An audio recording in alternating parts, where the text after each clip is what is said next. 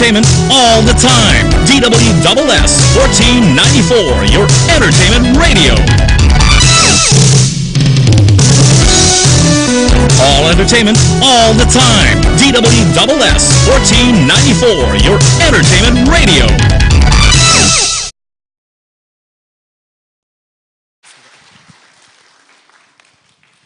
반갑습니다. 주영훈입니다. 먼저 기도하고 함께 말씀을 나누겠습니다. 사랑과 은혜가 충만하신 하나님 아버지, 부족한 종을 오늘 중앙성결교회로 향하게 하심을 감사합니다. 오늘 이 예배가 하나님께 드리는 축제의 시간이 되게 하시고 기쁨의 시간이 되게 하시옵소서.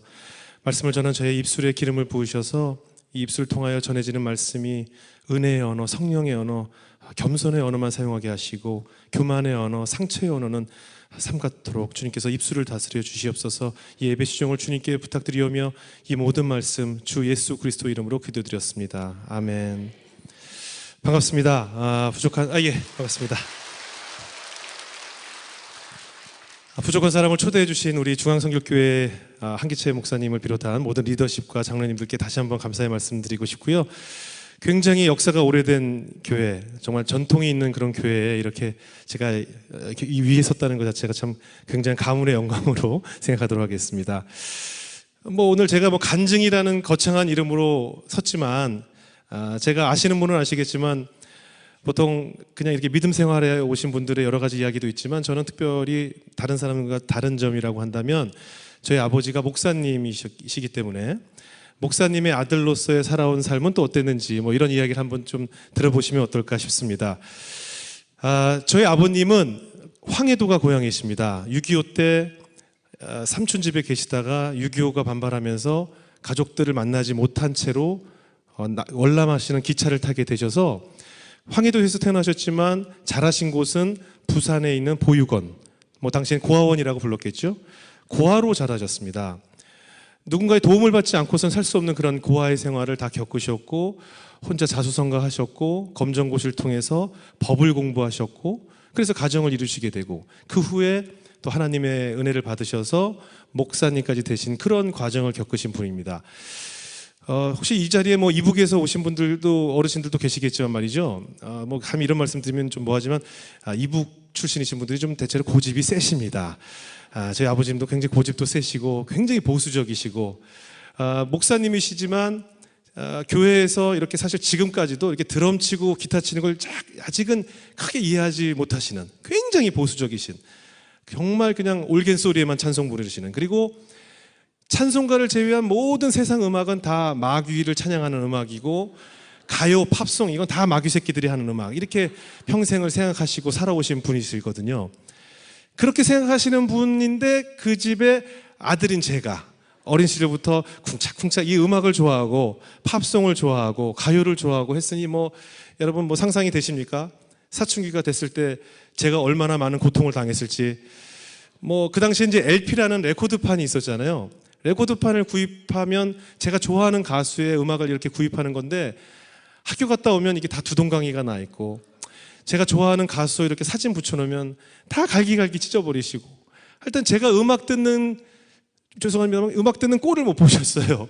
하여튼 저보고 그래서 제가 그런 음악을 너무 좋아하니까 저한테 맨날 뭐라고 불러주셨냐면, 저희 아버지께서 아유 저놈의 마귀 새끼, 아유 저놈의 마귀 새끼, 맨날 저보고 마귀 새끼 그러셔서, 제가 그러면 내가 마귀 새끼니까 아빠가 마귀네 이러면서 제가 어렸을 때 막 반항했던 그런 기억이 납니다.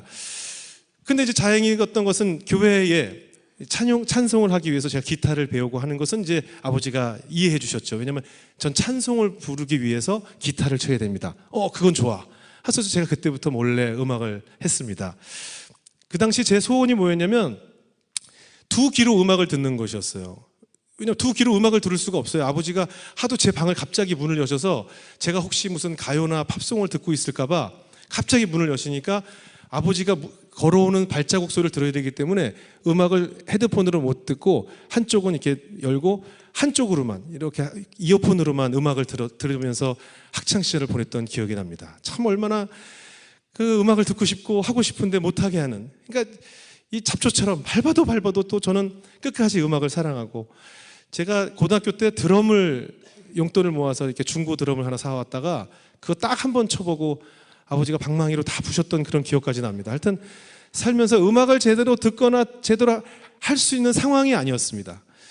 그리고 나서 저희 가족이 다 이민을 가게 됐어요. 제가 고3 무렵에 저희 온 가족이 아버지께서 미국에 비전을 주셨다. 하나님께서 미국에서 또 많은 교민들을 전도하고 섬기라는 또 말씀을 주셨다고 해서 미국의 워싱턴이라는 곳으로 저희가 이민을 가게 됐습니다. 이 미국뿐만 아니라 이 교포 사회에서 교회를 한다는 것이 사실 참 많이 어렵습니다. 이 교회 그 이상의 해야 될 것들이 많거든요. 특히 그 개척교회를 하시다 보니까 온 가족이 전도사님이고 온 가족이 봉사위원이게 됩니다. 제 동생은 늘 새로 이민 오신 분들 모시고 와서 통역해드리고 뭐 운전면허증 따는 거, 또 집 알아보는 거, 자동차 구입하는 데 가서 통역해드리고, 저는 또 동네 권사님들 다 운전해서 모셔다 드리고 모시고 오고, 수요 예배 때도 모시고 오고, 뭐 늘 그런 일들을 합쳐서 해야 됐었거든요. 제 어머님은 혼자서 교인이 한 60명 정도, 70명 정도 될 때까지 그 70인분 식사를 다 매주 다 만드시고, 매주 그렇게 생활하는 걸 보면서 너무 저 자체도 지쳐갔어요. 그러다 보면 교회가 좀 부흥될 만하면 또 뭔가 장로님하고 전도사님하고 또 갈등이 생겨서 또 우수수수 나가고 버리고, 또 뭔가 될 만하면 또 우수수수 나가버리고, 처음 이민 와가지고 그분을 그 미국에 자리 잡을 때까지 열심히 통역해드리고 모셨는데 나중에 자리 잡게 되면 꼭 다 대형 교회, 큰 교회로 다 가버리시고, 왜냐면 큰 교회를 가야 여러 한국 사람들을 만나서 거기서 또 직업도 구할 수 있고 여러 가지 커뮤니티가 생기니까 자리만 잡으면 다 큰 교회로 가는 것을 보고, 제가 그 당시 목사님의 아들로서 참 상처가 컸습니다. 아, 이 교회라는 곳은 늘 이렇게 갈등이 많은 곳인가. 나는 정말 우리 아버지 우리 어머니가 너무 불쌍하다. 나는 정말 죽었다 깨어나도 이 목사라는 것은 하면 안 되겠다. 이건 정말 못할 짓이다. 제가 그때 이미 굳건한 결심을 제가 마음속에 했습니다. 그런데 저희 아버지께서 어느 날 뭐 어떤 권사님 한 분을 뵙고 온 거예요. 뭐 하나님의 음성을 들으시는 무슨 권사님이신지 뭔지 하여튼 그분을 뵙고 오시더니 그 권사님께서 저희 아버지한테 그러셨다는 거예요. 목사님 자녀 중에 하나님께서 크게 쓰실 큰 목사님이 한 분 계십니다. 목사님 빨리 그 아들 중에 한 분을 목회를 시키셔야 됩니다. 마음의 준비를 하세요. 뭐 이런 이상한 말씀을 하셨다는 거예요. 그 당시 제 생각에. 제가 아까 말씀드린 것처럼 저는 절대 목사는 하지 말아야지라는 생각을 가지고 있던 저에게 갑자기 어느 날 우리 아버지께서 오시더니, 영훈아, 어느 권사님을 만났는데 이런 말씀을 하시더라. 근데 생각해보니 그건 너밖에 없는 것 같다. 그럼 저보고 당장 지금 모든 걸 다 접어두고 신학대를 가라 이러시는 거예요. 그래서 제가 속으로 미쳤습니까? 뭐 이러고 싶었는데, 무슨 소리를 하시는 거예요 지금? 무슨 말도 안 되는 소리 하시냐고 제가 이제 아버지하고 막 갈등이 생기기 시작했어요. 아버지는 계속 신학대를 가라. 저는 웃기고 있으시네. 무슨 그 권사님도 만나지 마세요. 뭐 제가 막 이러면서, 아무튼 아버지와 갈등이 심해지면서 저는 이제 마음속에 그런 생각이 들었죠. 아, 이게 바로 기회다. 이때 내가 한국으로 나가자. 제가 그 당시에 아버지가 음악을 못하게 하니까 주유소에서 일하고 또 여러 가지 편의점에서 일하면서 모은 아르바이트에서 번 돈으로 악기를 제가 구입해서 늘 헤드폰을 끼고 이 습작이라고 하잖아요. 음악을 맨날 만들었어요. 그때 만들어 놓은 곡이 한 100여 곡을 제가 작곡을 해놨어요. 늘 아버지 몰래 헤드폰을 끼고 몰래 아버지 주무실 때 만드는 곡이 엄청 많이 생겼었거든요. 근데 아버지께서 자꾸 신학대를 가라고 하니까, 아, 이것은 바로 콜링이다. 한국이 나를 부른다. 드디어 나는 집을 떠나야 될 것이 오신 것이다. 아, 이건 집을 나가라는 사인이다. 하나님께서 바로 떠나라고 하신다. 혼자서 막 이런 생각을 하게 된 거예요. 그래서 어머니 아버님께는 방학을 맞이해서 한국에 있는 친구들도 만날 겸 해서 저는 한국에 다녀오겠습니다 해서, 제가 또 역시 뭐 저희 집이 여유가 있지 않았기 때문에 아르바이트를 해서 모은 돈으로 한국 갈 비행기를 딱 구입을 했어요. 구입을 하고 나니까 얼마가 남았냐면 한국 돈으로 한 25만 원 정도가 남았습니다. 그 돈을 제 경비로 딱 모으고 제가 과감하게 한국으로 이제 떠나게 됐습니다. 비행기 타고 오면서 드디어 하나님께서 나의 길을 여시기 위해서 이렇게 등을 떠밀어서 한국으로 가게 하시는구나, 뭐 이러면서 제가 한국에 딱 도착을 했죠. 원래 이 탕자 생활을 하게 되면요, 바로 시작과 동시에 고난이 옵니다. 시작과 동시에. 한국에 도착을 하자마자 25만 원 들고 온 저에게 제가 이제 그 미국에서 구입한 그 전자악기, 이런 건반 있잖아요. 이런 키보드를 하나 제가 한국에서도 작곡을 해야 되니까 딱 들고 한국에 도착을 했는데, 도착하자마자 그 당시 김포공항의 세관에 딱 붙잡힌 거예요. 그 악기에 대한 세금을 물어야 된다는 거예요. 그래서 얼마냐니까 세금을 45만 원을 내고 가라는 거예요. 제 지갑에 25만 원 있는 사람한테 45만 원을 내고 가라는 거예요. 그래서 제가 그 세관 아저씨를 붙잡고 또 울면서 사정을 했어요. 선생님 저 좀 살려주세요. 제가 사실은 목사님 아들인데 저 어떤 권사님이 이상한 쓸데없는 얘기를 해가지고 제가 뭐 신학대를 가라고 제가 이렇게 해가지고 여기 저기 가면 안 돼요. 난 가면 신학대 가야 돼요. 무슨 막 제가 이제 울며 불며 제가 살아온 앞에 이 이야기를 막 사정한 거예요.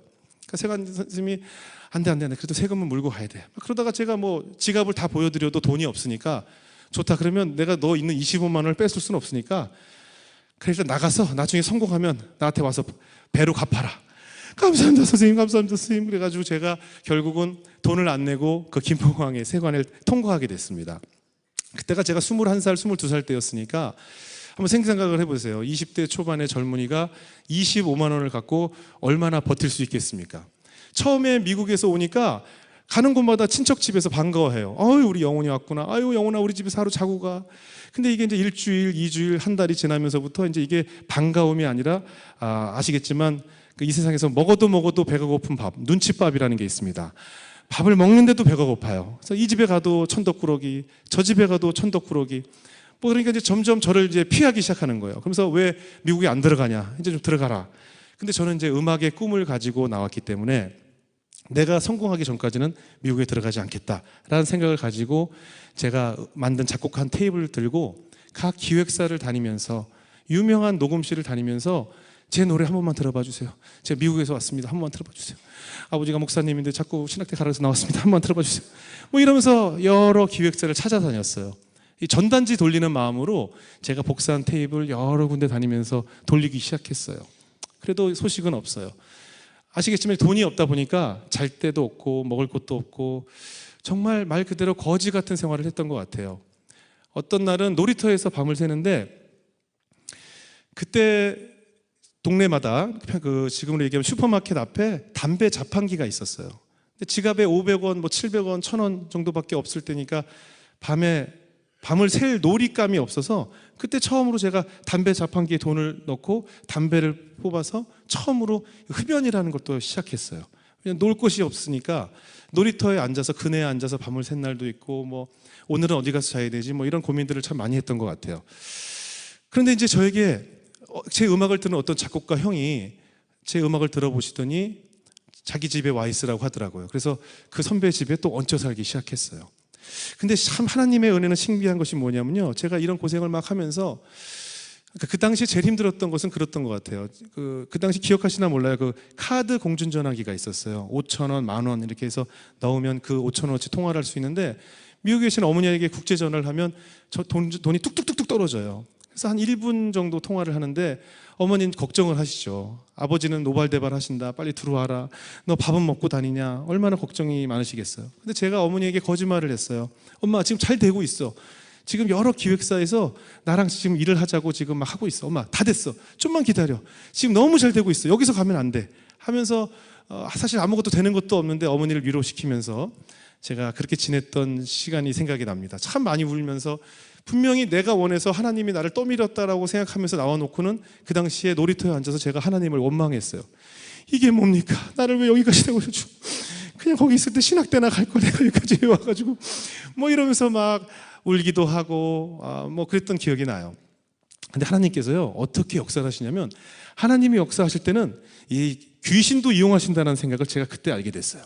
제가 어떻게 그러다가 작곡가가 되게 됐냐면 그 작곡가 형네 집에 얹혀 살 때인데 그 형이 이번 주에 가수 심신이라는 사람 아세요? 심신. 오직 하나뿐인 그를 불렀던 가수가 있습니다. 이거 예전에. 그 심신 씨랑 내일 저녁 먹기로 했는데 너 같이 갈래? 이러시는 거예요. 그래서 우와 심신 유명한 거서 우와 가야죠. 저 꼭 좀 데려가 주세요. 우와 심신 얼굴을 볼 수 있구나. 그래서 심신 씨를 다음날 만나러 가게 된 거예요. 그런데 심신 씨가 저를 만나기 한 3개월 전에 무슨 일이 있었냐면 심신 씨가 점을 보러 갔대요. 이태원에 있는 무슨 봉달도산가, 석봉도산가 같은 뭐 무슨 봉자가 들어가는 도사님을 만나러 가서 도사님한테 뭐 물어봤대요. 그 도사한테 뭐 제가 이제 뭐 결혼은 언제 하냐 뭐 이런 걸 다 물어봤을 거 아니에요?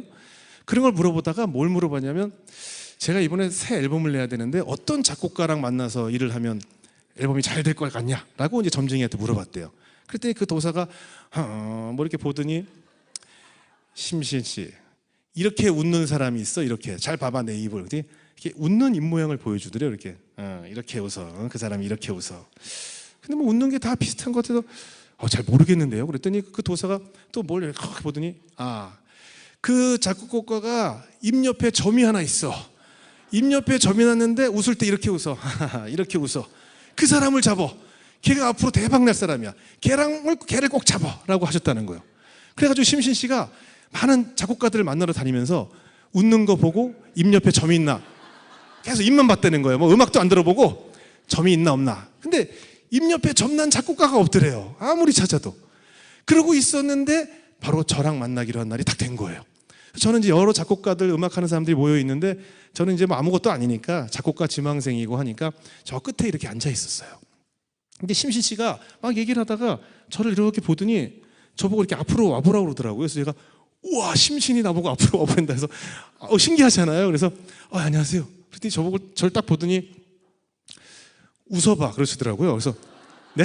웃어봐, 크게 웃어봐. 그래서 하하하하 웃었어요. 그랬더니 저를 이렇게 보시더니 너 입 옆에 그 점이니? 그러시더라고요. 그래서 예, 점인데요. 그 언제부터 있었니? 태어날 때부터, 어렸을 때부터 있었는데 저희 어머니도 똑같은 데 있거든요. 그래? 너 뭐 하는 사람이니? 그러더라고요. 그래서 다시 시작했죠. 제가 사실은 미국에서 왔는데 아버지가 목사님인데 저 황해도에서 넘어오셔가지고 자꾸 어떤 권사님이 저를 자꾸 신학대 보내서 제가 와가지고 막 공항에서 27만 원이다 40만 원 제가 살아온 얘기를 쭉 한 거예요. 그랬더니 심신 씨가 그래? 야, 너 내가 부를 만한 노래 있니? 뭐 만들어 볼 수 있겠니? 이러시는 거예요. 저는 그때 이미 준비가 돼 있었어요. 나에게 기회만 주어지면 그 기회를 잡으리라 하는 그런 준비가 돼 있었어요. 작곡해 놓은 곡도 한 100곡이 넘어서 한 120곡 정도를 이미 그때 만들어 놨었어요. 얘기가 떨어지자마자 있습니다. 저 심신 씨 형님이 부를 만한 노래가 있습니다. 지금 있어요. 지금 당장 가져올 수 있습니다. 아니야, 당장은 괜찮고 뭐 되는 대로 한 일주일이고 열흘이고 네가 준비되면 우리 사무실 주소 여기니까 일로 갖다 놔. 예! 바로 있습니다. 그래서 제가 바로 그 길로 집에 가서 제가 만들어 놓은 한 100여 곡 중에서 심신 씨랑 어울릴 만한 노래를 다 추려서 바로 다음날 아침에 눈 뜨자마자 그 기획사 여직원이 10시에 출근하는데 저는 9시부터 가 있었어요. 준비가 돼 있기 때문에 이 기회를 놓치면 안 되기 때문에. 그래서 음악을 전해주게 됐고 심신 씨 3집 앨범이었는데 10곡이 수록되는데 그중에 8곡이 제 곡이 수록이 됐어요. 왜? 백운도 무슨 석봉도사 때문에. 석봉도사 나중에 얘기를 들었죠. 무슨 도사를 만났는데 어떤 얘기를 나중에 듣게 되는데 아무튼 그래서 저에게 기회가 주어진 거예요. 그래서 그 앨범이 나오게 됐고 그 앨범이 발매되면서 그 회사와 인연이 생겼어요. 그 회사에 태진아 씨가 계셨는데 태진아 씨가 자기가 독립을 하면서 가수를 뭐 키운다. 그래서 나한테 곡을 써달라고 해서 제가 그때 성진우라는 친구의 포기하지 마라는 노래를 작곡하게 됐고 그리고 그 사무실에 또 소방차가 있었어요. 예전 소방차가 있었는데 소방차가 재결합을 하면서 앨범을 낸다. 그래서 곡을 써달라고 해서 쥐카페라는 노래를 또 드려서 그 노래가 처음으로 저의 히트곡이 되고 뭐 이러면서 자꾸 일이 많이 생기게 된 거예요. 그 당시에 제가 정말 어려울 때 처음 돈을 벌어서 청담동에 500에 35만 원짜리 월세를 살게 됐어요. 500에 35만 원짜리 원룸이었는데 그때 그 원룸을 만든 사람을 지금도 좀 잡아보고 싶은데 그 원룸이 있잖아요. 얼마나 참 좁은 원룸이었냐면 되게 집도 작지만 화장실이 있잖아요. 화장실이 그 집을 어떻게 누가 설계했는지 모르겠는데 보통 화장실에 가서 이제 그 화장실에 일단 그 세면대가 없어요. 일단 그 왜 쭈그리고 앉아서 이렇게 밑에 물 틀면 왜 일본 말로 다라이라고 하잖아요. 이 다라이에 받아서 이렇게 씻는 집이었는데 뭐 거기까지는 괜찮은데 화장실 변기가 이제 보통 이렇게 있잖아요. 그럼 보통 우리가 변기가 있으면 이렇게 앉아서 용변을 본단 말이죠. 근데 그 집은 화장실이 이렇게 있는데 변기랑 벽이 붙어 있어요. 이렇게 앞에. 그래서 다리가 안 들어가요. 거기 변기에.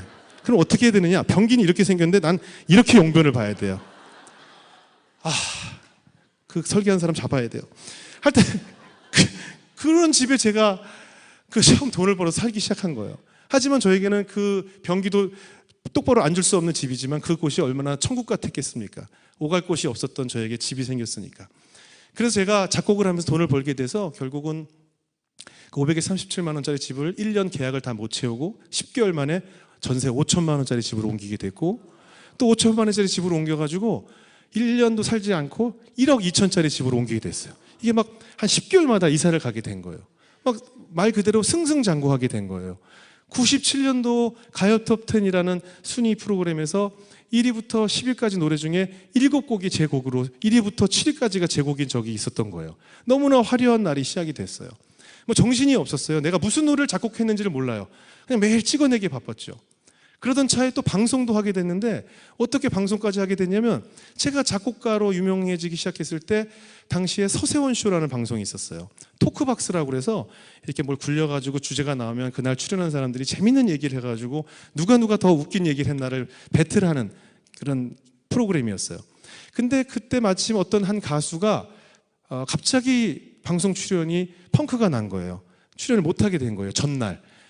그러니까 방송 관계 PD랑 작가들이 큰일 났다, 한 명을 빨리 섭외해야 된다 그래서 작가들이 막 섭외하다가 제가 개인적으로 알고 지내던, 제가 라디오 프로그램에 출연했을 때 제 방송을 좀 인상 깊게 들었던 어떤 작가분이 주영훈이라는 작곡가가 있는데 그 작곡가를 한번 섭외해보자. 그랬더니 이제 담당 PD는 작곡가는 사람들이 모르니까 안 된다라고 막 했대요. 근데 그 작가가 시간이 없으니까 일단 그냥 마네킹 하나 앉혀놓는 셈 치고 일단 불러봅시다 해서 저를 섭외하게 된 거예요. 그래서 제가 그날 갑자기 출연을 하게 됐어요. 방송을. 그날 제가 출연해서 무슨 얘기를 했냐면 제가 평상시에 최하정 씨라는 분하고 굉장히 가깝게 지냈는데 최하정 씨가 저만 보면 맨날 저를 뭐라고 놀렸냐면 맨날 제가 이제 뭐 반바지 입고 이렇게 슬리퍼 같은 거 신고 이렇게 다니면 목사 아들이라는 놈이 옷 입고 다니는 꼴 봐 저거. 양아치 같이 목사 아들이 왜 그러고 다니니? 제가 술을 한 잔 먹고 다음날 만나면 목사 아들이 저 술 처먹고 다니는 거 봐. 목사 아들 정말 싫어.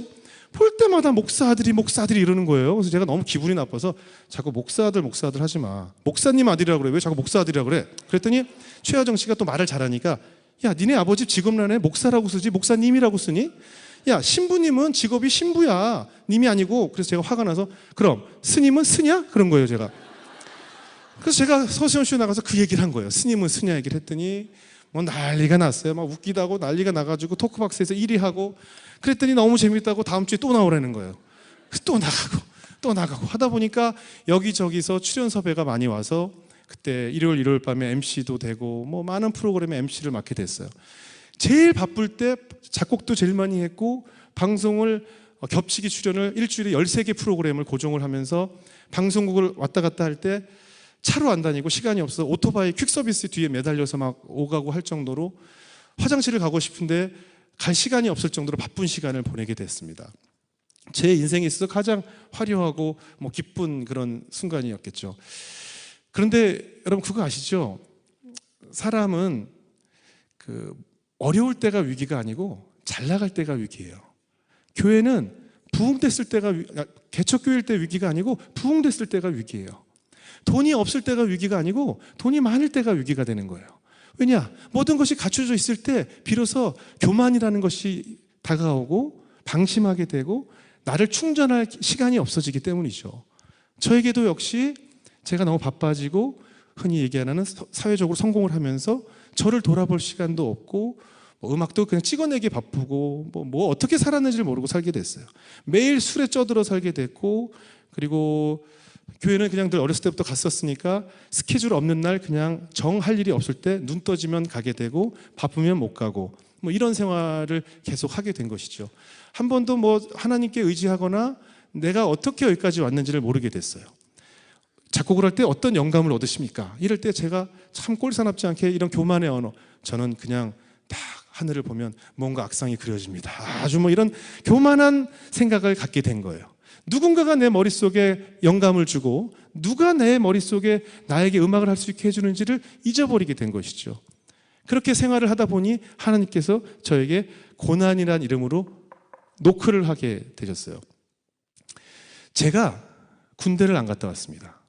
한국에서 군대를 안 갔다 온 사람은 일반 사람이 교통사고로 한 3명 정도 인사사고를 냈을 때 아니면 혹은 그보다 더 심한 기준과 같다고 볼 수 있거든요. 군대를 안 가면 한국에서는 연예 생활을 할 수가 없어요.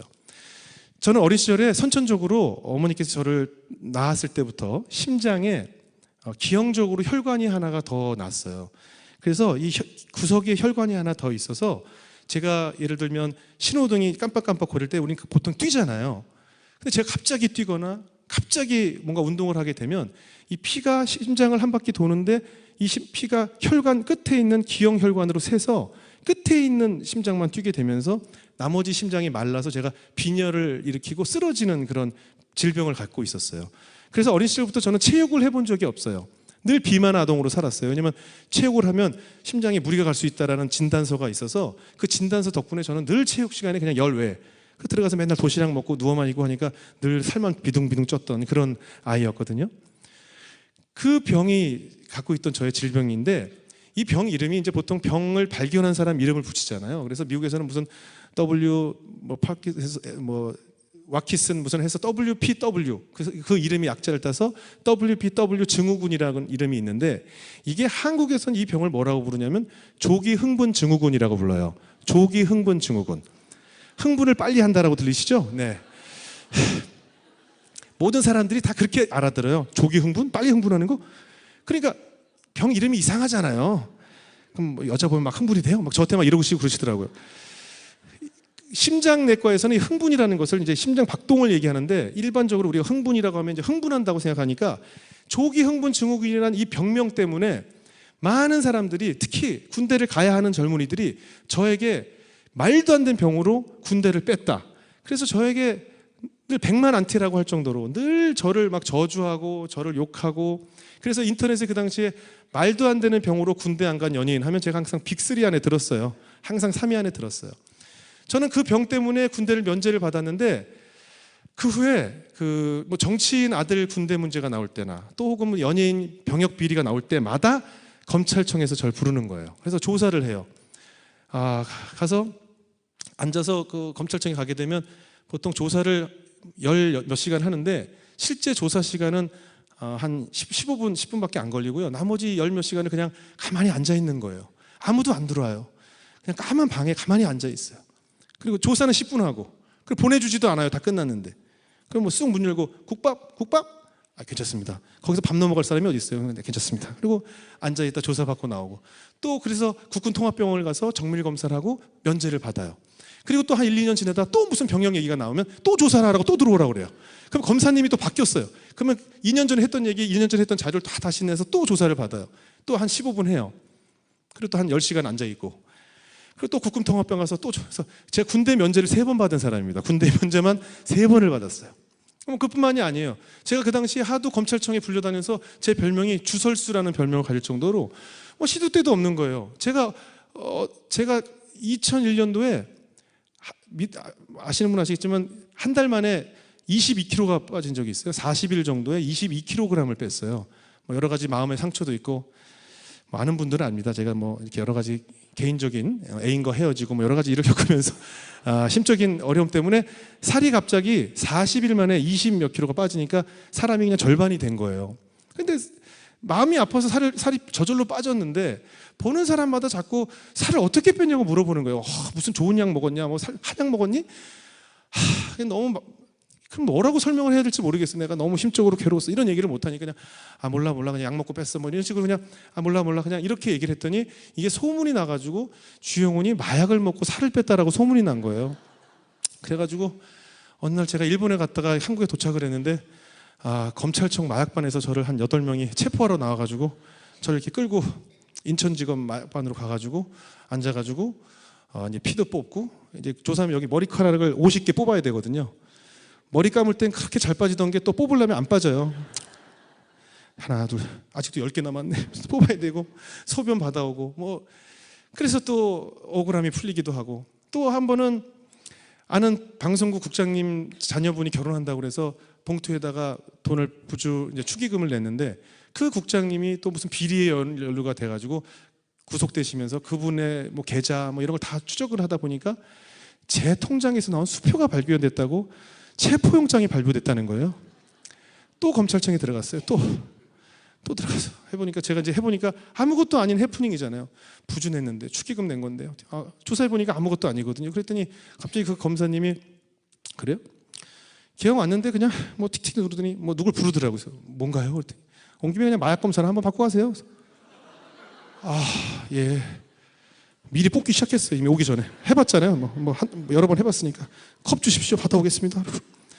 이런 일들이 저에게 자꾸 생기는 거예요. 제가 아버지가 신학대를 가라는 어찌 보면 아버지의 명령을 어긴 탓에 훗날은 또 학력을 속였다고 해서 제가 또 개인적으로 많은 힘든 일이 겪게 됐고, 또 어떤 얼마 전에는 또 이런 실명을 얘기할 수밖에 없는 해프닝이지만 어떤 뭐 배우가 또 무슨 마약을 하다가 잡혀 들어갔는데 그 사람의 리스트, 같이 마약한 사람 이름을 검찰이 확보했는데 그 리스트에 또 제가 있다는 거예요. 그래서 기자들이 저한테 전화가 오는 거예요. 그래서 아니 왜 내가 거기 있어요? 알고 보니까 그 배우가 주지훈이라는 사람인데 그분의 본명이 주영훈인 거예요. 그러니까 당연히 검찰에 들어가면 이름을 본명을 쓰잖아요. 가명을 안 쓰고. 그러니까 기자들이 뭔가 봤더니 주영훈이 있거든요. 그러니까 주영훈 씨가 거기 리스트에 있던 데서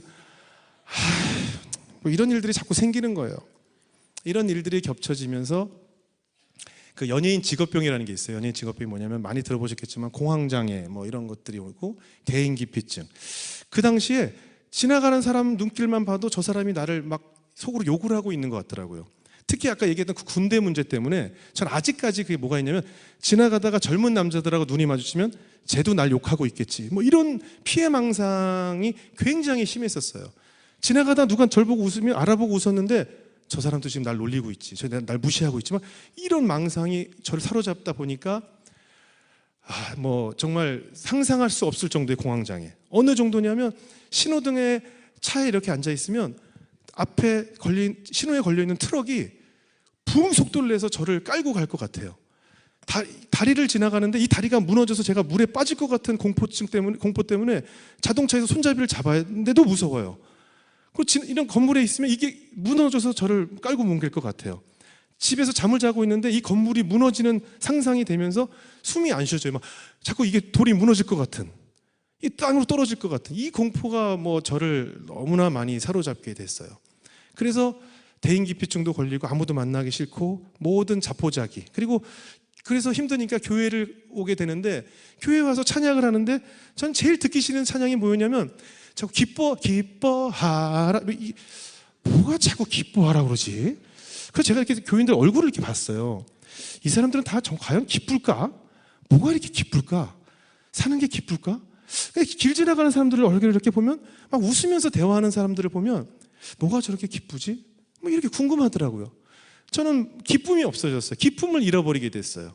자포자기하게 되고 나는 실패한 인생이다 라는 망상이 저를 완전히 자리 잡았어요.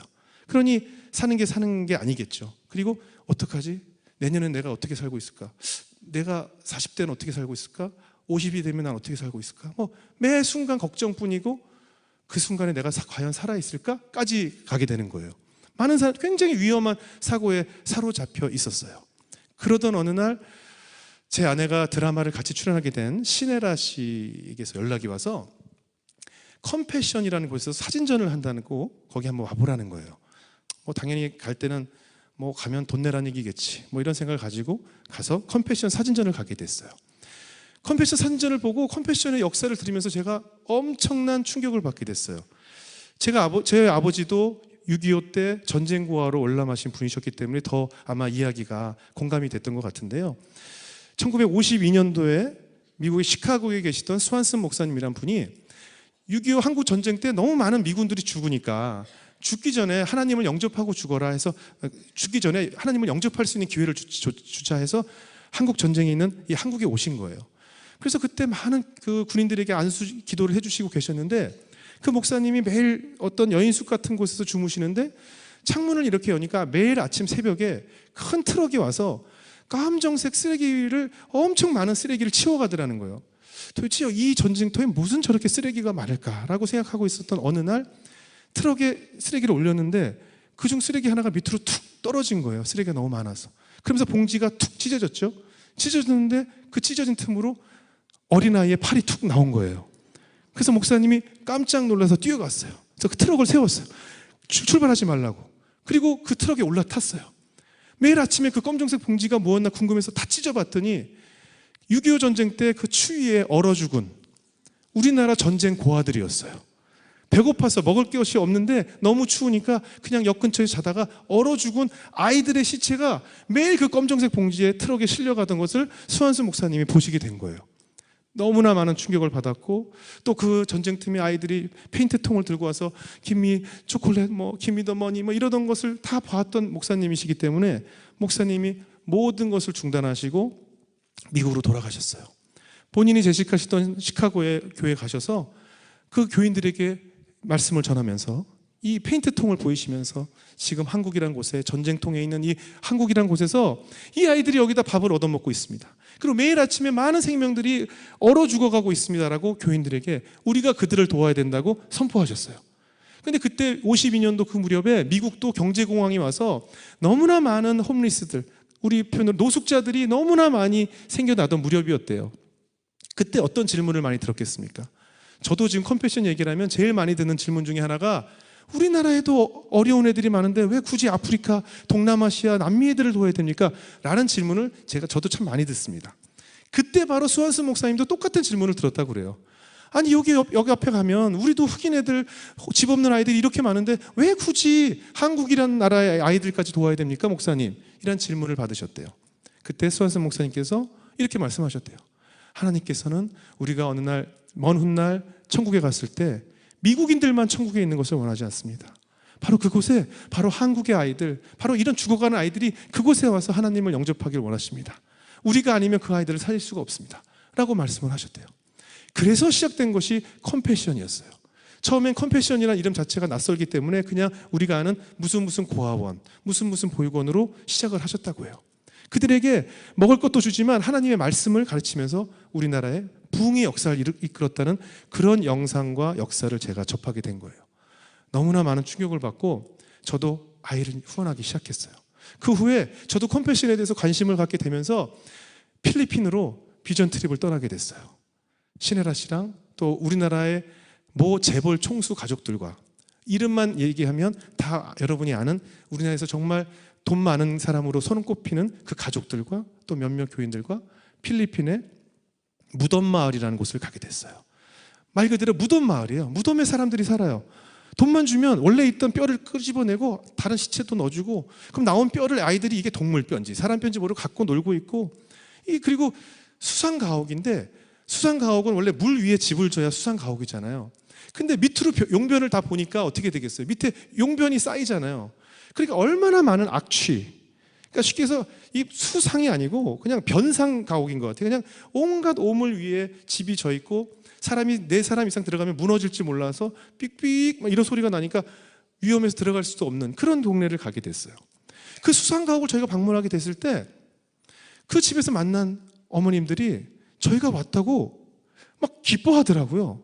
하나님께서 또 저희를 사랑하셔서 이렇게 한국에서 손님을 보내주셨다고 웃고 있더라고요. 제가 아까 말씀드린 것처럼 저는 그 전까지 왜 기뻐해야 되는지를 모르고 있었는데, 이 사람들은 지금 오늘 당장 먹을 것도 없는 사람들이 제가 왔다고 기뻐하더라고요. 그러면서 같이 손을 잡고 기도하면서 눈물을 흘리면서 기도를 하는데, 이게 오늘 뭘 먹을까 걱정이 돼서 눈물을 흘린 것이 아니고, 우리가 와서 하나님이 자기를 사랑하셔서 이렇게 보내주셨다고 기쁨의 눈물을 흘리더라고요. 아, 이 사람이 기뻐하고 있네. 저랑 같이 갔던 그 재벌 총수네 가족들은 그 일정 동안에 웃는 걸 본 적이 없어요. 아버지랑 엄마랑 아이들이 서로 대화를 안 하더라고요. 그리고 식사를 해도 같이 안 먹고 뭔가 화가 잔뜩 나 있는 가족들 같았어요. 돈이 그렇게 많은데 이 사람들은 기뻐하지 않더라고요. 이 사람이나 저랑은 기뻐하지 않는 사람들이더라고요. 근데 그분들은 기뻐하고 있더라고요. 그리고 내 아이를 하나님이 축복하셔서 어느 날 이 아이를 크게 쓰실 거라고 또 기뻐하고 있더라고요. 그게 너무 신기했어요. 돌아오는 비행기 안에서 제가 말씀을 읽기 시작했는데, 그때 하나님께서 저에게 주신 말씀이 오늘 여러분과 읽은 본문 말씀이었습니다. 제가 다시 한번 읽어보도록 하겠습니다. 로마서 5장 3절 4절 말씀인데요. 다만 이뿐 아니라 우리가 환난 중에도 즐거워하나니 이는 환난은 인내를, 인내는 연단을, 연단은 소망을 이루는 줄 알미로다. 이 제가 지금 보고 있는 이 밑에 영어랑 같이 있는 한영 성경을 보면요, 환난은 인내를, 인내는 연단을인데 그 연단 자리에 영어 성경에는 캐릭터라고 되어 있어요. 캐릭터. 그럼 그 연단만 캐릭터로 바꿔서 제가 한번 번역을 해볼게요. 환난 중에도 즐거워해야 되는데, 왜냐하면 환난은 인내를, 참는 법을, 그 참는 법은 캐릭터, 나의 천성, 내 인격, 나의 성격, 그것이 있어야 너의 소망을 이루는 줄 알미로다. 다시 더 쉽게 표현하자면 고난이 와야 사람들이 참는 법을 알게 되고 그 참는 법을 알아야 나의 천성, 나의 태어날 때부터 내가 가졌던 그 천성이 바뀌게 되고 그것이 바뀌어야 너희가 바라는 그 소망을 이루는 줄 알미로다 라는 말씀이셨어요. 결국은 그 환난이라는 이름은 하나님께서 나를 바꾸시기 위해서 나를 초대하고 있다는 것을 그때 제가 깨닫게 된 거예요. 천성이 바뀌어야 된다는 것이죠. 저는 성격이 굉장히 급해요. 빨라요. 지금 말도 굉장히 빠르잖아요. 얼마나 빠르냐면 저는 화장실에 아직 한 100m 남았는데 지퍼를 먼저 내리면서 가요. 이렇게 냉장고에 음료수를 꺼낼 때 있잖아요. 이게 음료수를 꺼낸 다음에 문을 닫아야 되는데 머리가 안 나왔는데 문을 닫다가 이렇게 꽝 찍히고 막 이래요. 트렁크에서 뭘 꺼내는데 머리가 안 빠진 상태에서 트렁크를 내리다가 찍힌 적도 있어요. 막 이게 굉장히 성격이 급해요. 결국은 하나님께서 환난을 주어야 우리가 인내하는 법을 알게 되고 인내하는 법을 알아야 우리가 천성이 바뀌고 그래야 네가 바라는 것들이 이루어진다라는 말씀을 제가 듣게 됐어요. 너무나 신기해서 정말 다 이렇게 환난 중에도 기뻐하고 있을까라는 마음에 저기 도미니카 공화국 옆에 아이티라는 섬을 가게 됐어요. 정말 저주받은 나라예요. 그 나라는 도미니카 공화국과 멕시코 위에 있기 때문에 사실 어떤 인종이 있어야 되냐면 우리가 흔히 생각하는 멕시코 사람처럼 생긴 사람들이 거기 있어야 되거든요. 그런데 거기에 다 흑인들밖에 없어요. 그리고 거기서 프랑스어를 써요. 왜 거기서 살면 위치적으로 그 스페니쉬라고 하잖아요. 멕시코 말을 써야 되는데 불란서어를 써요. 알고 보니까 그 나라는 예전에 프랑스 사람들이 흑인 노예들을 데려다가 거기서 나는 코코넛이나 무슨 열매나 좋은 자원들을 다 캔 다음에 너희들은 그냥 여기서 죽어라 하고 흑인 노예들을 버리고 떠난 거예요. 그 노예들의 후손들이 지금 IT 민족을 이루고 있더라고요. 어차피 시작 자체가 버림받은 민족이었어요. 그 상처들이 엄청 많고 태풍이 와서 늘 쓸어가고 먹을 것이 없고 돈이 없어요. 제가 방문한 집집마다 먹을 것이 있는 집을 본 적이 없어요. 그 나라에서 뭘 팔고 있었냐면 진흙 쿠키라는 것을 팔아요. 진흙으로 만든 쿠키예요. 먹을 게 없으니까 그냥 흙을 사카린 같은 거 조금 뿌려서 그걸 또 팔아요. 그럼 그걸 내 아이에게 먹이게 되면 각종 복통과 설사와 아이들이 막 배가 아파서 떼굴떼굴 굴러요. 그런데 그거라도 먹으라고 그걸 사서 어머니가 내 아이의 입에 넣어주고 있다는 것이죠. 얼마나 불쌍한지 몰랐어요. 근데 제가 방문한 집 중에 태풍 때문에 집이 쓸려가서 내 아이도 죽고 그런 집이었는데 그 어머니가 자기가 얼마나 힘들게 살았는지 얘기하다가 눈물을 흘리더니 갑자기 표정이 싹 바뀌면서 마지막에 그래도 하나님이 나를 사랑하시기 때문에 나는 천국에서 하나님과 기쁨을 얻을 수 있다는 말씀을 쓱 하면서 웃으시더라고요. 제가 아까 말씀드린 것처럼 이분도 기뻐하고 있더라고요. 이게 뭐지? 왜 이 사람이 기쁠까? 집도 절도 없고 먹을 것도 없고 지금 오늘 당장이 걱정이고 내년은 어떻게 살고 내 후년은 어떻게 살지 내가 볼 때 앞길이 캄캄한데 뭐가 저렇게 기쁘지? 이런 생각을 갖게 된 거예요. 이거구나. 내가 그동안 기쁘지 않았던 이유는 내 삶에 감사가 없었기 때문이구나. 내가 가지고 있는 10가지 중에 난 8가지를 가지고 있는데 2가지가 비어있다고 늘 불만이 있었구나. 늘 더 잘 나가는 사람만 보였구나. 더 돈 많은 사람만 보면서 나는 왜 저 사람만큼 돈이 없었을까? 왜 난 저런 집에 태어나지 못했을까? 왜 난 저 사람처럼 저렇게 잘 나가지 못할까라고 내가 가지고 있는 7, 8가지에 대한 감사가 없고 부족한 2, 3가지만 섬기다 보니까 나는 늘 감사가 없다 보니 기뻐할 수가 없었구나라는 생각을 그때 그분들을 보면서 얻게 됐어요. 결국 우리는 늘 미래에 대한 두려움이 나를 사로잡고 있어요. 늘 언제나 두려워요. 아시잖아요. 건물 하나 갖고 있으면 든든해 하잖아요. 비싼 보험이 하나 들어있으면 우리가 마음이 든든하잖아요. 걱정할 것이 없잖아요. 그것은 뭐냐면 내 노후에 그래도 저거 하나 있으니까 나는 괜찮을 거야. 결국 나는 그 건물을 믿고 있는 것이고 난 보험에 하나 비싼 보험이 들어나서 괜찮아. 나는 보험이라는 신을 믿고 있는 것이죠. 이 세상 회사 중에 기업 중에 절대 망하지 않을 기업이 1위가 보험회사라고 해요. 왜냐? 인간이 누구나 가지고 있는 두려움이라는 그 심리를 이용한 것이기 때문에 보험회사는 절대 망할 수가 없다는 것이죠. 그리고 나서 제가 IT에 돌아와서 제가 내가 감사함이 없어서 기뻐하지 못했구나라는 것을 안 다음부터 성경 말씀을 찾아보기 시작했어요. 왜냐하면 나를 사로잡았던 그 많은 염려들, 걱정들이 내 머리를 지배하고 있었기 때문에 나는 기뻐할 틈이 없었다는 것이죠. 그 후에 말씀을 읽다 보니까 너무나 말씀들 볼 때마다 하나님께서 계속 말씀을 하시더라고요. 우리 빌립보서 4장 6절을 볼까요? 우리 너무나 많이 알고 있는 말씀이잖아요. 빌립보서 4장 6절 찾아보겠습니다. 빌립보서 4장 6절 7절 말씀, 우리 많이 알고 있는 얘기입니다. 아무것도 염려하지 말고 다만 모든 일에 기도와 간구로 너희 구할 것을 감사함으로 하나님께 아뢰라. 그리하면 모든 지각에 뛰어난 하나님의 평강이 그리스도 예수 안에서 너희 마음과 생각을 지키시리라. 여기도 아무 염려하지 말라는 거예요. 걱정하지 말라. 모든 일에 그냥 기도하고 간구해라. 그러면 너 필요한 것들을 하나님께서 다, 지각에 뛰어난 하나님의 평강이 그리스도 예수 안에서 너희 마음과 생각을 지키시리라. 또 마태복음 6장 25절 말씀 이하 너무나 다 알고 계시죠? 마태복음 6장 25절을 찾아보겠습니다. 우리가 다 아는 말씀입니다. 여기도 또 말씀하세요. 그러므로 내가 너희에게 이르노니 목숨을 위하여 무엇을 먹을까, 무엇을 마실까, 무엇을 입을까 염려하지 말라. 목숨이 음식보다 중하지 아니하며 몸이 의복보다 중하지 아니하냐. 그리고 27절에 너희 중에 누가 염려함으로 그 키를 한 자라도 더할 수 있겠느냐. 또 너희가 어찌 의복을 위하여 염려하느냐. 그리고 나서 뭐라고 하셨습니까? 31절에 그러므로 염려하여 이르기를 무엇을 마실까 무엇을 마실까 염려하지 마라. 또 그 대신 뭘 하느냐? 너희는 먼저 그의 나라와 그의 의를 구하라라는 것이죠. 먼저 하느님의 축복은 선불제예요. 먼저 내가 행하라는 것이었어요.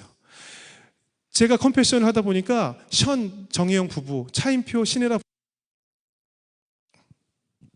가까이서 접하게 돼요. 션이란 분은 정말 대단한 분이잖아요. 한 달에 900명의 어린이를 후원하고 있어요. 컴패션 어린이 600명.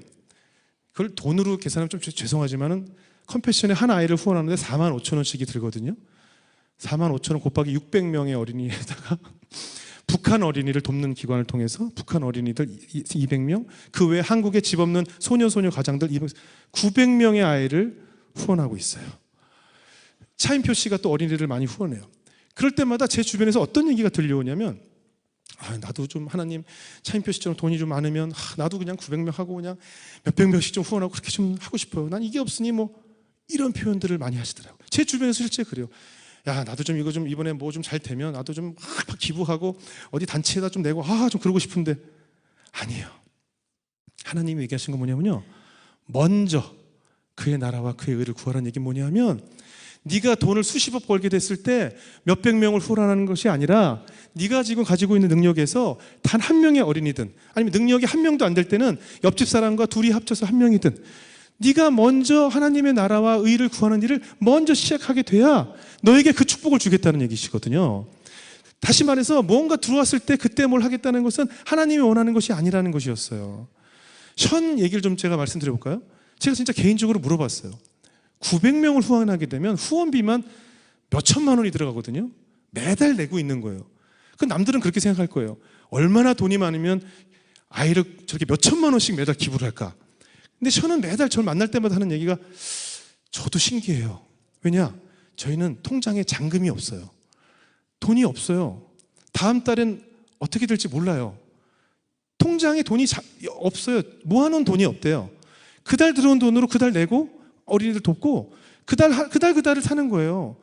모르는 사람이 보면 정말 대책이 없는 사람이네 할 정도로 대책이 없어요. 아이가 넷이에요. 아들 둘, 딸 둘, 하나님께 결혼하는 날 하나님 아들 둘, 딸 둘을 주세요 기도했는데 정말 신기하게 아들 둘, 딸 둘을 주셨어요. 션이야말로 먼저 그의 나라와 그의 일을 하고 있더라고요. 우리 가끔 그런 얘기해요. 가까운 사람끼리. 야 너라면 션처럼 할 수 있어? 못할 것 같아. 아이가 넷인데 통장에 잔금이 없어. 그냥 다 기부해. 다 아이들을 도와. 그래서 제가 그럼 어떻게 먹고 살아요? 왜냐하면 그분이 그러더라고요. 어차피 나는 집이 천국에 있기 때문에 뭐 돈을 모아서 큰 집으로 이사 갈 계획도 없고 돈을 모아서 뭐 우리 아이를 좋은데 아니 우리 아이는 하나님이 키우실 거니까 계획이 없어요. 뭐 돈을 많이 모아야 될 필요가 없어요. 하나님이 원하시는 바로 진정한 믿음이 바로 이런 것이구나. 제가 아까 말씀드린 것처럼 무엇을 마실까 무엇을 입을까 무엇을 먹을까 염려하지 않아도 제가 옆에서 보고 있는 션처럼 하나님은 그 아이들 내가 키울 거야 걱정하지 마. 너 노후에 건물 없고 네 집이 없고 네 이름으로 된 아무 부동산이 없어도 괜찮아. 나는 내가 너를 살릴 거니까. 그런 확고한 믿음을 가지고 있더라고요. 그것이 바로 믿음이라는 생각을 제가 시험을 통해서 조금 배우게 됐어요. 여러분, 이겁니다. 우리가 비싼 보험에 들거나 큰 건물을 가지고 있으면 마음이 든든한 이유는 이게 내가 이걸 믿고 있다는 것이죠. 믿음의 반대말은 불신이 아니라 바로 두려움이라는 것이에요. 하나님께서 이런 말씀을 통해서 내일을 위하여 염려하지 말라 또 말씀하셨잖아요. 마태복음 6장 34절에. 그러니까 내일을 위해서 염려하지 마라. 내일 일은 내일 염려하고 한낱 괴로움은 그날에 족하다. 염려하지 말라고 수없이, 이뿐 아니라 제가 노트에 염려하지 말라라고 적어놓은 말씀만 따로 한번 모아봤어요. 정말 수많은 말씀을 통해서 걱정하지 마, 걱정하지 마. 너 60, 70 넘어서 어떻게, 나 돈 없으면 어떡하지? 돈 없으면, 나이 들어서 돈 없으면 정말 추하다는데 잘 곳 없으면 어떡하지?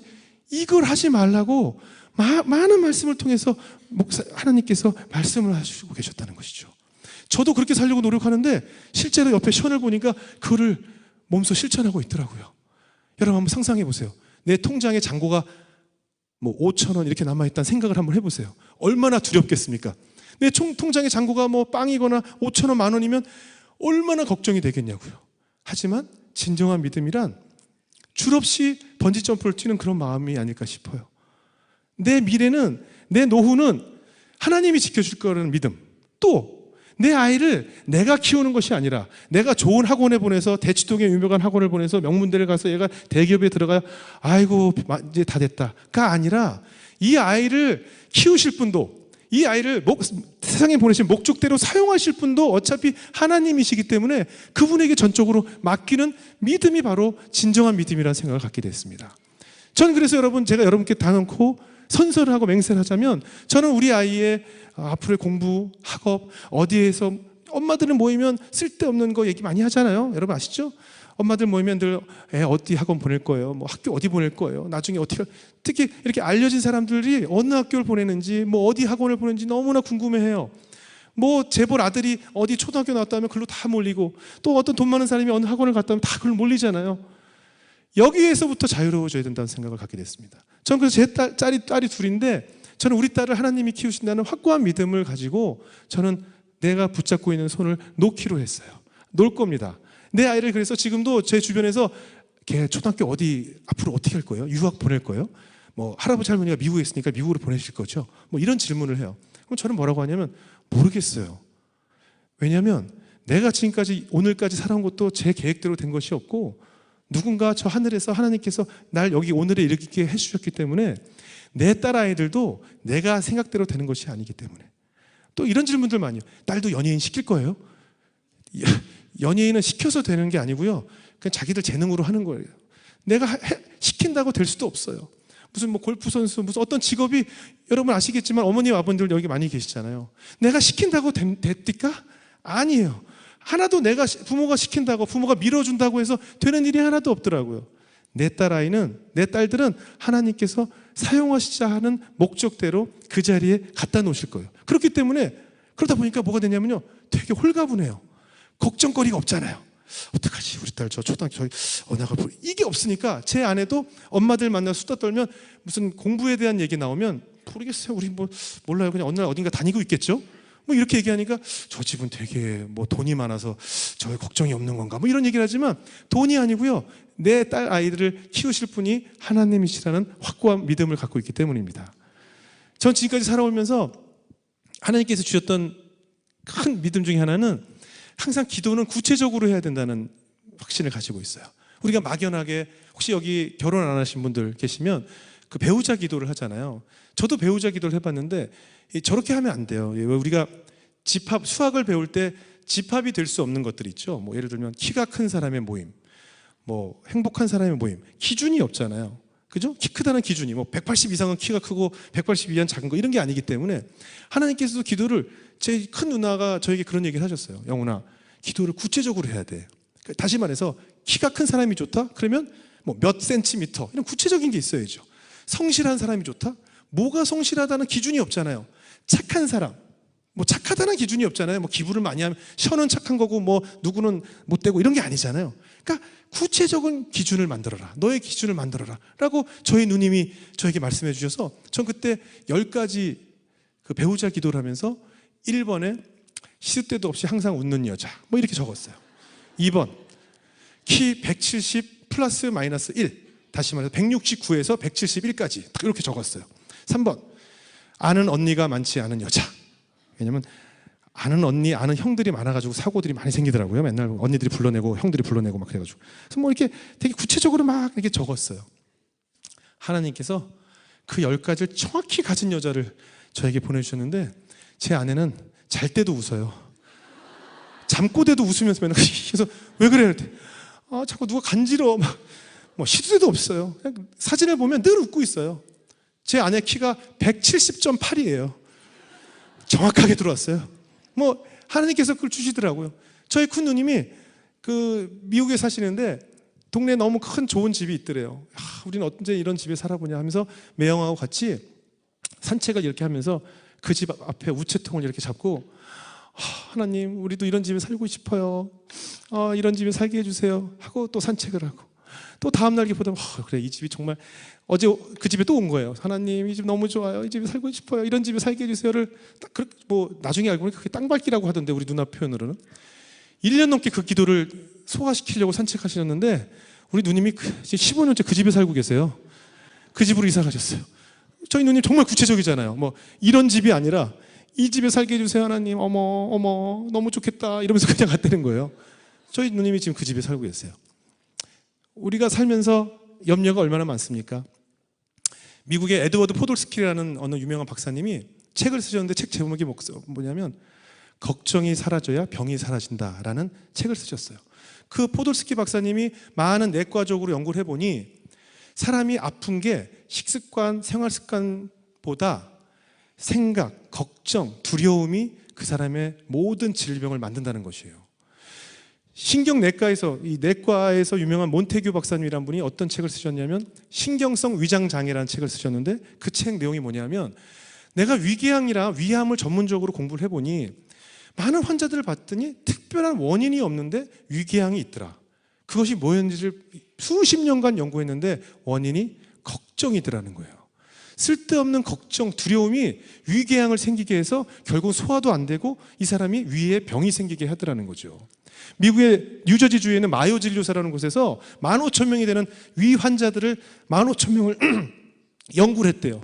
이 사람들이 과연 왜 위가 안 좋아졌나 했더니 5명 중에 4명이 아무 원인이 없이 병이 생겼는데, 그 사람들 다 1대1로 면접을 해보고 인터뷰를 해봤더니 사회적 공포, 두려움, 또 그 사회적 멸시감, 막 자존심이 상했던 거, 회사에서 잘리고 괴로워했던 거, 뭐 이런 여러 가지 정신적인 이유로 많은 사람들이 위궤양, 위암에 걸렸다는 것을 그 박사님이 알게 된 거예요.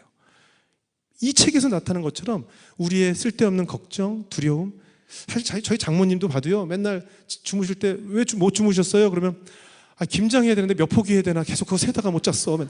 정말 쓸데없는 생각을 계속 하시면서 못 주무시고 잠 못 잤다고 하시고 맨날 그러시더라고요. 맞아요. 우리는 두렵지 않으면 대책이 없는 사람이라고 생각할 정도, 특히 한국 사람들은 미래에 대한 계획을 갖지 않으면 손가락질을 해요. 저 대책 없는 놈. 아니에요. 우리는 앞으로 대책 없는 사람이 됐으면 좋겠습니다. 미래에 대한 두려움에서 자유로워지고, 내 마음속에, 그래야 아까 제가 왜 기뻐하는지를 몰랐다고 말씀을 드렸잖아요. 우리가 기뻐지려면 바로 그런 두려움에서 자유로워져야 됩니다. 앞으로 내 노후 노세요. 등산을 해야 되는데 너무 높은 산을 오를 때 여기에 많이 짊어질수록 힘든 거예요. 이걸 다 버릴수록 우리가 등산하는 그 등반의 길은 가벼워집니다. 내 아이, 내 손주, 내 삶, 그 어떤 것도 내가 결정할 수 있는 것은 없습니다. 여러분, 아까 말씀드린 것처럼 로마서 5장 3절 말씀처럼, 혹시 지금 마음에 심적으로 고통이 있거나 난 지금 환난을 겪고 있다, 고민이 너무 많다, 괴롭다, 모든 삶에 기쁨이 없다 하시는 분들은 로마서 5장 3절 말씀처럼 환난을 겪으면서 인내하는 법을 알게 되고, 그 인내하는 법을 통해서 나의 천성과 인격이 바뀌게 되고, 그 후에 하나님께서 내가 늘 아침마다 손 모으고 기도했던 그 소망을 이루게 된다는 것을 여러분 믿으시기 바랍니다. 부족한 종이지만 그래도 아버님께서 저를 그때 잘 떠밀었던 것 같아요. 한국에 와서 25만 원 들고 와서, 참 25만 원 들고 시작한 사람 치고는 참 잘 된 것 같습니다. 그것이 그냥 됐겠습니까? 보이지 않는 우리 어머니 아버지의 끝없는 눈물의 기도가 오늘의 저를 만들었습니다. 제가 목사님 아들이라서 마지막으로 한 말씀 드리자면, 어느 교회 가나 제가 꼭 마지막에 드릴 말씀이 있습니다. 목사님을 위해서 기도를 많이 해주십시오. 저희 아버님은 그 신장 이식을 하셨어요. 투석을 오래 하시다가 신장 이식하셨고 이미 원로 목사님 되셔서 집에 계시는데 제 주변 그 아버님 주변 목사님들 중에 건강하신 목사님이 없으시더라고요. 왜냐하면 목사님들은 인풋은 있는데 아웃풋이 없어요. 남들의 고통, 괴로움, 힘듦을 다 듣고 접하고 늘 그들의 육체적 고통, 정신적 고통을 다 듣고 하는데 정작 본인의 고통이나 본인의 고민이나 본인의 상처를 배출할 곳이 없어요. 그냥 하루 삼키기만 하는 것이에요. 제 아버지가 늘 눈물로 기도하시던 모습을 저는 봤거든요. 그게 싫어서 저는 목회자가 되기 싫었었어요. 정말 목사님이야말로 많은 교인들이 매일 목사님을 위해서 기도해 주시고 그 안에서 그냥 사라지는 수밖에 없거든요. 우리 사랑하는 한 목사님 위해서 기도 많이 해주시고 여러분도 오늘부터 정말 기도로 하나님 두려움에게서 자유롭게 해주세요. 걱정이 사라지게 해주세요. 늘 기도하는 성도 여러분 되시기를 주님의 이름으로 축복하겠습니다. 잠깐 기도하고 마치겠습니다. 사랑의 하나님, 부족한 종을 세우셔서 오늘 이곳 중앙성결교회에서 함께 말씀을 나눴습니다. 두렵지 않게 해주십시오. 걱정하지 않게 해주십시오. 하나님, 내 마음속을 점잡고 있는 그런 어려움, 여러 두려움에서 자유롭게 하시고 그의 나라와 그의 의를 먼저 구하는 주의 종들로 살아가는 인생 되게 하여 주시옵소서. 오늘 우리 이 교회를 위해서 늘 헌신하는 우리 한 목사님에게서 축복을 더하시고 한 목사님 늘 성령의 충만함으로 기쁨으로 목사님 자체가 늘 기쁨으로 살 수 있는 그런 훌륭한 종으로 세워주시기를 하나님으로 간절히 원합니다. 사랑합니다. 이 모든 말씀 주 예수 그리스도의 이름으로 기도드렸습니다. 아멘. 고맙습니다.